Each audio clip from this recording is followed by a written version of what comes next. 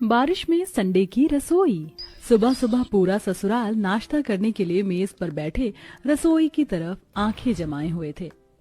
Mummy यार, फटाफट से हमारा ब्रेकफास्ट लाकर दे दो, स्कूल बस भी आने वाली है। लगता है भाभी ने अभी तक ब्रेकफास्ट बनाना शुरू भी नहीं किया। 9 बजे की मेरी कॉलेज में पहली लेक्चर है, अटेंड करना भी कंपलसरी है। कांता कुर्सी से उठकर रसोई में आती है।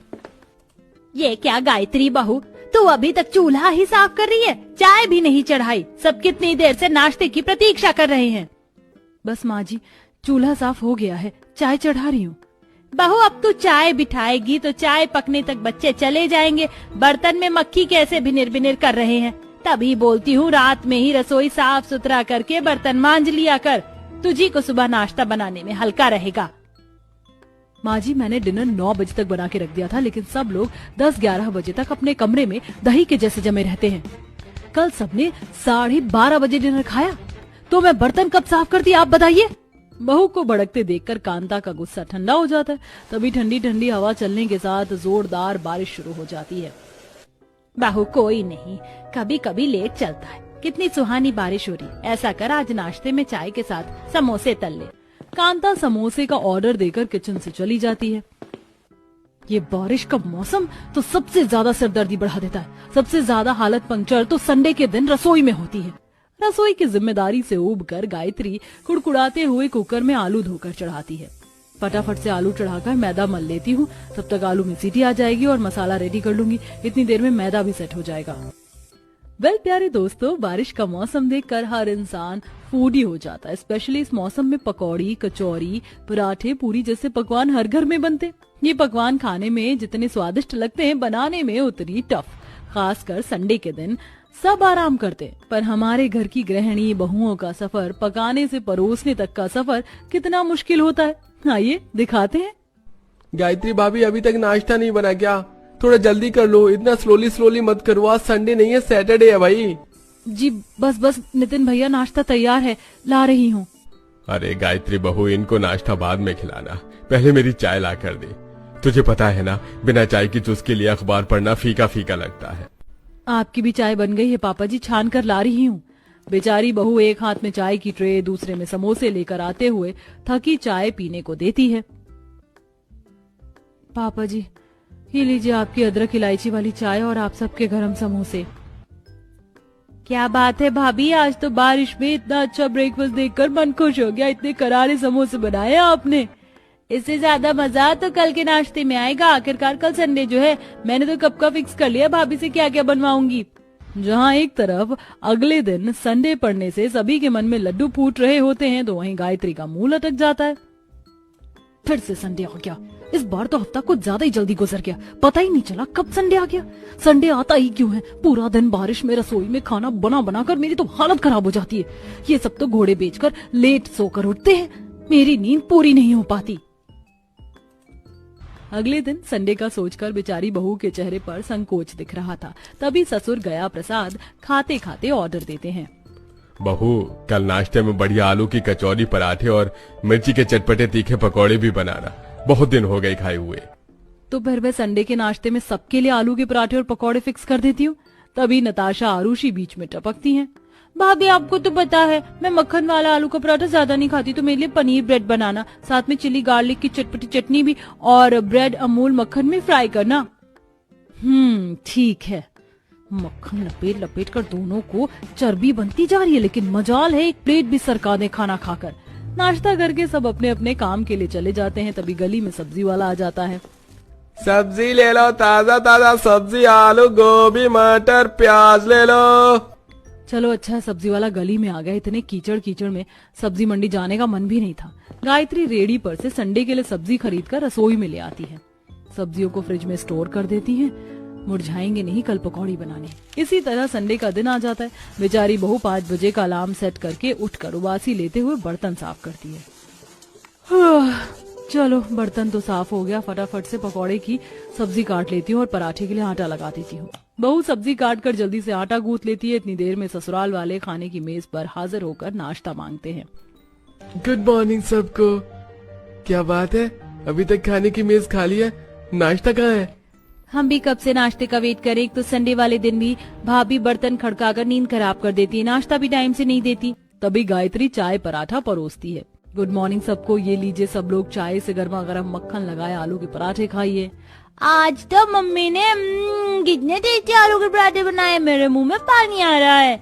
सब लोग चाव लेकर चाय आलू के पराठे खाना शुरू करते हैं। तभी आरुषि नुस्ख निकालते हुए, भाभी आपने आलू के पराठे सही से सेके नहीं है, बिल्कुल क्रिस्पी नहीं है, खाने में मक्खन भी ऐसे लो क्वालिटी की है, अमूल का मक्खन क्यों नहीं लगाया? आरुषि देख नहीं सकते, बाहर इतनी तगड़ी बारिश हो रही है, मक्खन की टिक्की लाने कौन जाता? भाभी 2 कदम दूर ही तो किराने की शॉप है, इतनी तेज भी बारिश नहीं हो रही। सारा मूड स्पॉइल कर दिया, संडे वाले दिन भी अच्छा नाश्ता खाना नसीब नहीं हमारे। नताशा, अगर तुम्हें मेरे बनाए पराठे पसंद नहीं आए तो खुद जाकर रसोई में बना लो, जैसा तुम्हें खाना हो। वैसे भी 6 दिन की रसोई का नाश्ता डिनर मैं देखती हूँ, संडे का तुम कर लो।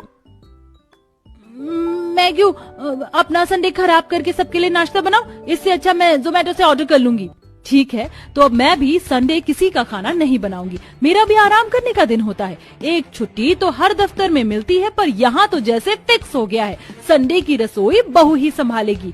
मम्मी जी, या तो आप संडे खाना बनाने के लिए मेड लगवा लीजिए, या फिर जिसे खाना है होटल से मंगवा कर खा सकता है। संडे रसोई संभालने से मना करके गायत्री कमरे में चली जाती, जिससे सबके चेहरे परेशान दिखने लगते हैं। तुम दोनों बहनों को राई का पहाड़ बात का बवाल बनाना जरूरी था। अगले संडे से रसोई का नाश्ता डिनर शाम को चाय सब तुम मिलकर देखोगी। मैं नहीं बनाने वाली कोई खाना वाना, आप मेड लगवा लीजिए। हाँ, जैसे पैसे तो तू झोंकेगी, पता भी है खाना बनाने वाली सिर्फ 2 टाइम की सब्जी रोटी के भी 10,000 मांगेगी सुधा।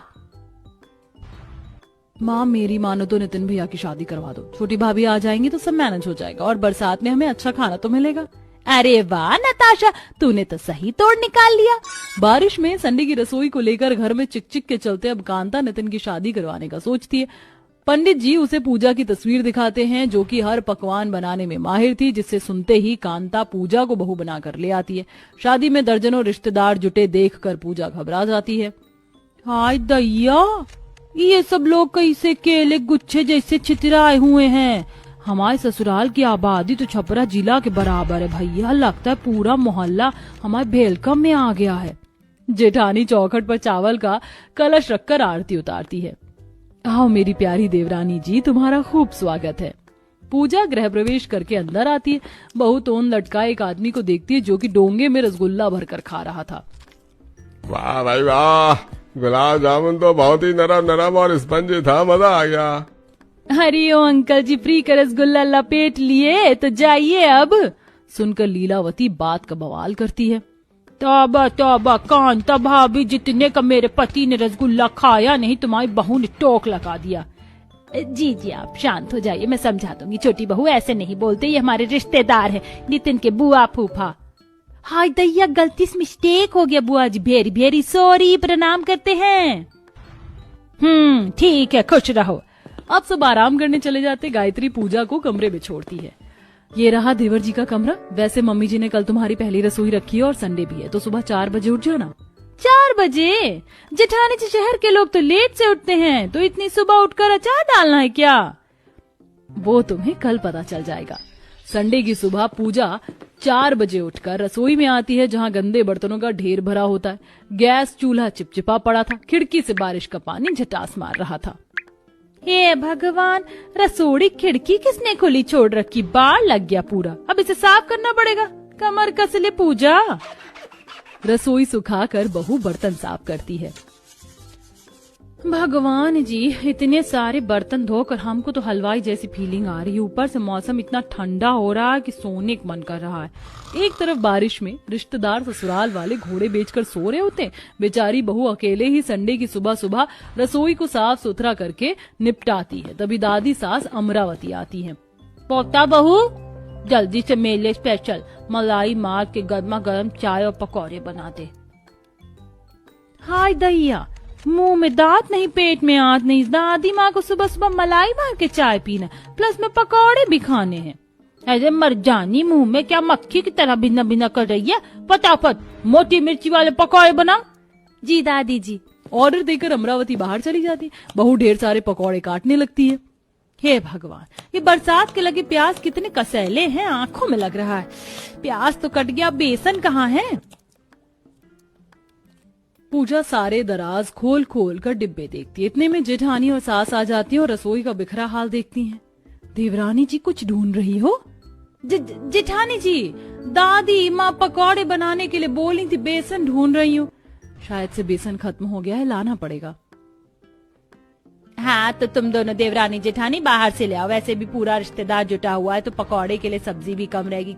किराने वाले से 5 किलो रिफाइंड बेसन और सब्जी खरीद लेना, बाकी 3-4 किलो चाप और पनीर भी खरीद लेना सफल डेयरी वाले से।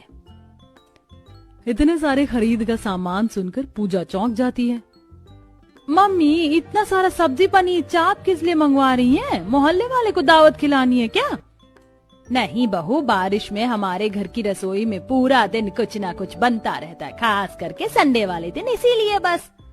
अब फिर तो आज रसोई में मेरी रेल बनने वाली है बारिश के। दोनों देवरानी जेठानी सब्जी का झोला लेकर बारिश में खरीदारी के लिए चली जाती है। कीचड़ भरे रोड के चलते उनकी चप्पल से छींट उड़कर कपड़ों पर आ रही थी। देवरानी, चलो सबसे पहले सफल से चाप पनीर ले लेते हैं। आइए आइए भाभी जी, ये लीजिए, मैंने आपका 4 किलो पनीर 4 किलो चाप पहले तौल दिया है। जी शुक्रिया भाई साहब, ये लीजिए पैसे। दोनों थोड़ा आगे जाती हैं। आसमान में काली घटाएं गरजने के साथ बूंदे टिप टिप कर रही थी। जेठानी जी, मतलब बारिश में संडे की रसोई का कोटा डेयरी वाले को भी पता है?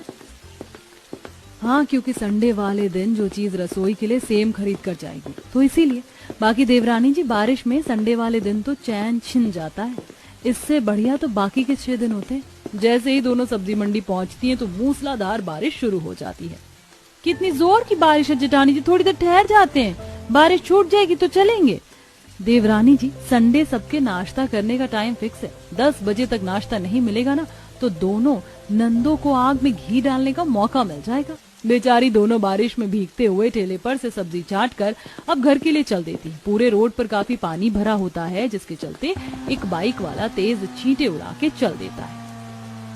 करम जला नास पीटा, मेरी साड़ी का सत्यानाश मार के चला गया।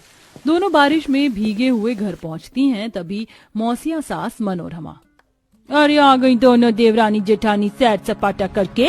ये सब नाश्ते के लिए बैठे, फटाफट से बनाओ जाकर।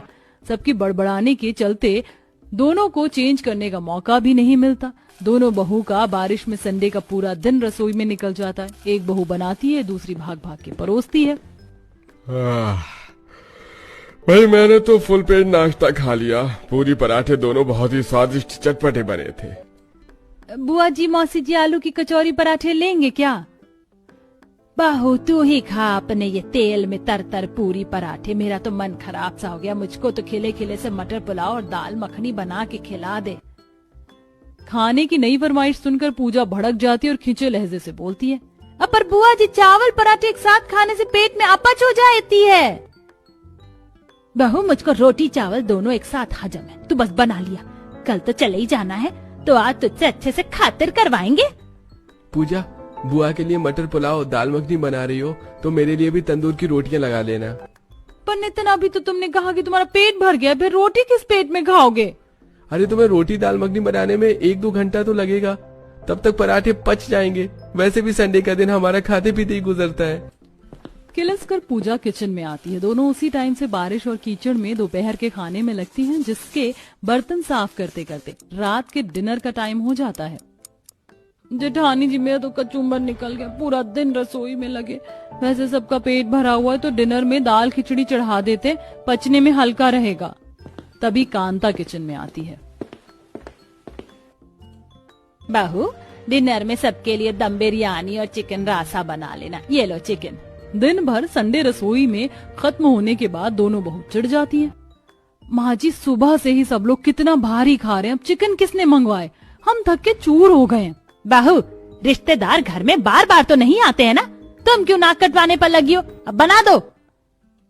जी मम्मी जी।